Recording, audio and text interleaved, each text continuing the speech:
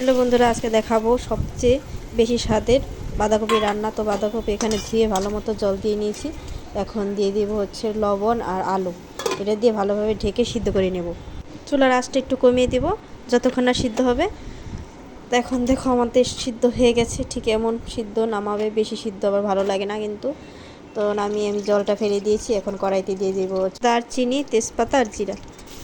তো দিয়ে তারপরে কপিগুলো আমি দিয়ে ভাজা ভাজা করে নেব। একটু লবণ হলুদ দিয়ে দিব, একটু ভাজা ভাজা করে একটু ধনে গুঁড়ো দিয়ে দিলাম আর হচ্ছে কাঁচামরিচ, এগুলো দিয়ে একটু ভাজা ভাজা করে নেব। তারপর দিয়ে দিলাম গরম মশলা আর জিরার গুঁড়া দিয়ে আর একটু নেড়ে চেড়ে একটু থেতো করে নিব। তারপর সবশেষে একটু চিনি আর সামান্য ঘি দিয়ে নামিয়ে নিলে আমাদের রেডি বাঁধাকপি।